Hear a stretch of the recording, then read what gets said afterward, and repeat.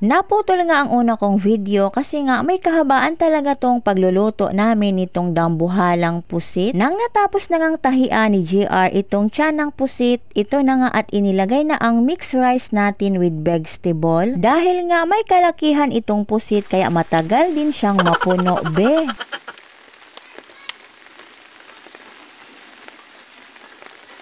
Parang mauubos na nga itong isang baona na sinangag sa isang piraso pa lang. At pagkatapos ngang mapuno ay syempre tahian naman para hindi bumuka mamaya at matapon ang kanin na inilagay natin sa loob ng tiyan. Sige, isiksik mo baby. Napakanta tuloy tayo nang wala sa oras.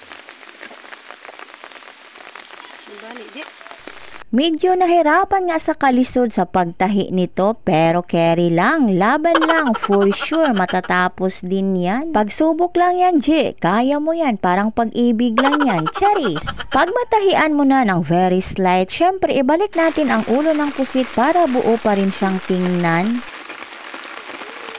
Mahirap man ang pagbalik ng ulo pero kinaya naman kaya for the go. Kasi nga 2 pusit ang iihawin namin kaya nang matapos ang isa ay inumpisa na naman lagyan itong pangalawa.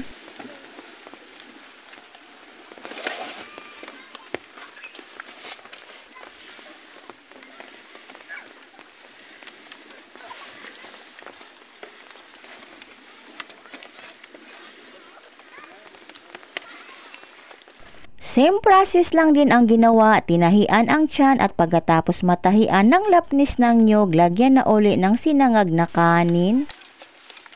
Dari po, medyo hamigan. 0.5 lang natin.